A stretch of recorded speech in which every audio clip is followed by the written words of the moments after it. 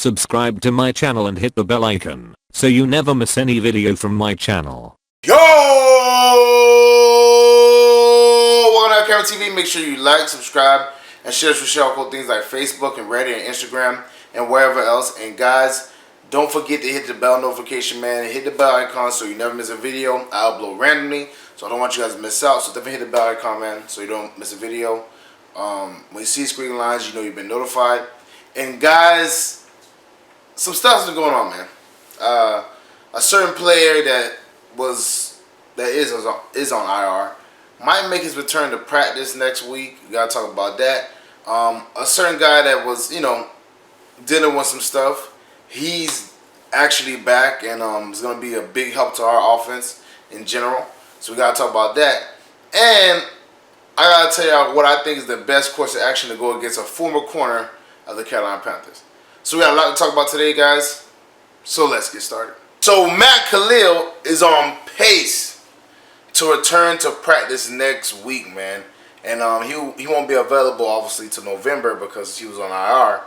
But he's on pace to come back to practice next week, man. And he's looking to come back. He's looking to make his triumphant comeback, man. And to be honest with you, man, when he is eligible, man, I wouldn't put him in the lineup, the starting lineup anyways. I mean, he would have to be a reserve. Our O-line is playing so good. It has so much continuity recently.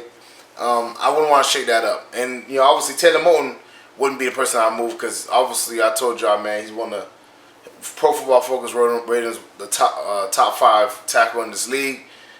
He has one of the best Pro Football Focus ratings in the league right now. So I definitely wouldn't take out Taylor Moton. So the only person I could take out is Chris Clark. And I'm not gonna lie, Chris Clark been holding it down. He's been playing really well also. You know what I'm saying? So for me, I've talked about this, man. When he gets healthy, especially because the Giants just let go of Eric Flowers, I would try to trade him to the Giants, man. I would, obviously David Gettleman signed him before. David Gettleman, obviously, so David Gettleman signed him. You lost out on your right tackle in Eric Flowers, and you need somebody to replace him, man. I'll try, finagle something and trade him to the Giants, and get that contract off our books, and then maybe we could even pay, Darrell Williams in that scenario. Just depends, obviously if you don't want to play Chris Clark, which I think Chris Clark is pretty good. But let's say you don't want to play Chris Clark. All right, cool. You want to have him just, as a backup player. You can move Taylor Moton, back to the left side because he's been playing right side a lot, right tackle a lot. Moving back to the left side and make Darrell Williams be the right tackle. And Taylor Moton played really good at left tackle too. Don't sleep on Taylor Moton left tackle.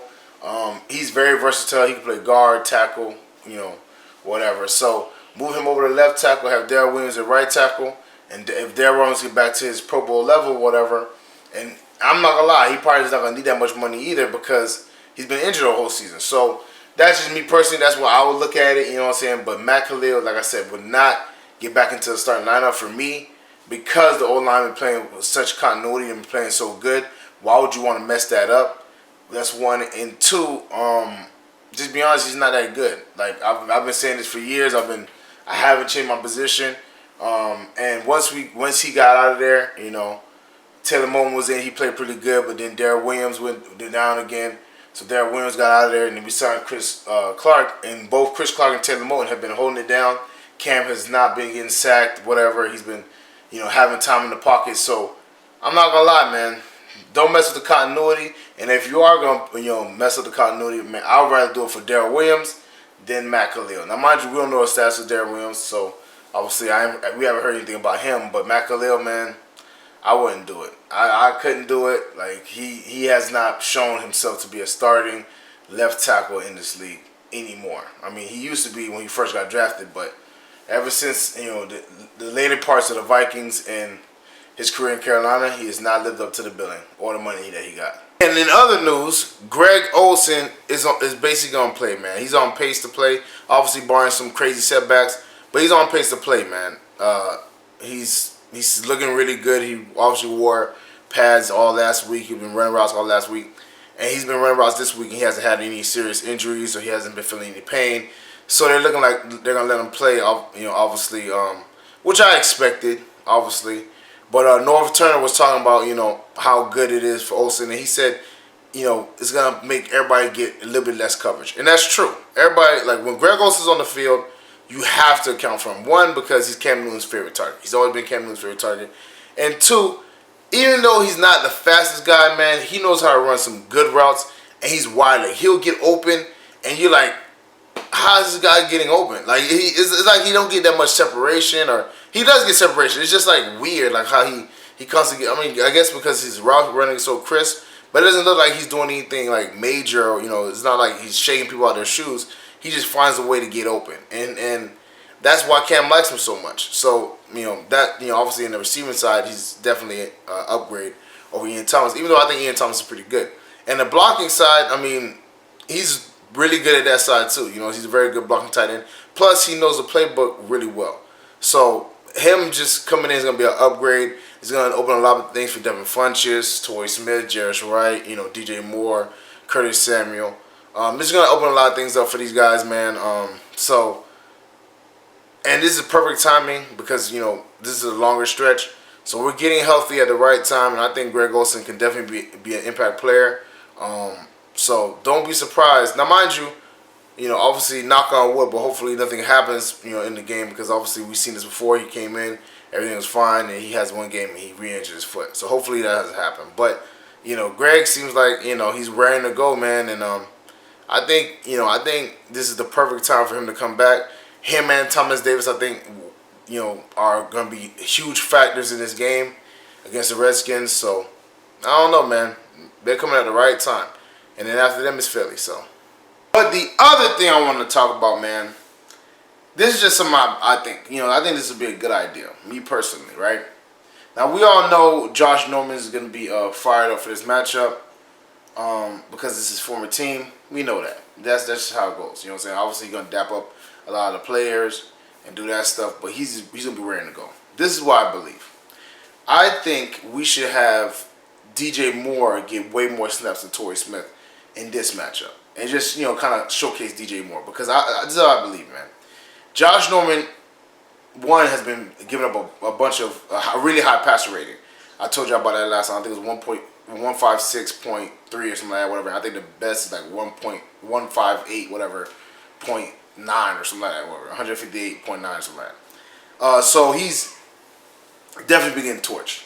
But I think this would be a perfect matchup for DJ Moore, because Josh Norman is a very attacking type of corner. Like he sells out a lot.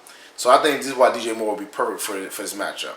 DJ Moore is a very good route runner, and he knows how to do pretty good double moves. Obviously, we've seen that in practice and training camp against Dante Jackson. He runs a 4.4, so he has some speed. I think this would be a perfect matchup because I think DJ Moore can hit Josh Norman with a lot of double moves. Josh Norman will probably try to jump the route or whatever, or get really up on him, and DJ Moore could like spin around and go vertical and get a big play. That's me personally. I don't see that happen from Torrey Smith. I think Torrey Smith is not as fast as he used to be, and his route running is not crisp. So he runs like very basic routes. I think this is the perfect game for DJ Moore to come out and have his coming out party. I just think that's the smartest thing to do. Obviously, I don't think they're going to do that, but I think this would be... obviously, I like Curtis Samuel too, but with the Curtis Samuel situation, Curtis Samuel is a good vertical threat, but his route running is not spectacular. I don't see him as a, refined route runner. I see him as a, vertical threat, get deep downfield, do go routes, maybe from the slot or whatever from the outside. That's his game, but he's not running like crisp, precise routes. It's not his thing. But DJ Moore, on the other hand, is very good at running routes, and he has the speed. He still has the speed to get away from the defenders and whatever. And plus, he's really hard to bring down. So I think this would be a perfect situation where, when you're going against attacking type of cornerback, that's who you attack him with. A receiver that's very good at route running, and he can sell out for double moves. Because when that corner tries to jump the route, or when that corner tries to tackle the receiver, all you gotta do is hit him with a spin move, or like come down and go back up, and you'll be open. You know what I'm saying? So, and they play a lot of obviously cover 3 or cover 1, stuff like that. So I think DJ Moore will be really good in this situation. Hopefully they scheme him in on that Josh Norman thing, because I think that's how you can basically, you know, take advantage of Josh Norman because he attacks all the time. You can take advantage of those double moves, and I think DJ Moore is the perfect person for it. And I think he will have a big game if he gets that opportunity. But we'll see what his coaching staff thinks.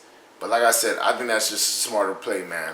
Torrey Smith, like I said, is not that great of a route runner, and his speed has, you know, kind of betrayed him. He hasn't really been doing much this season.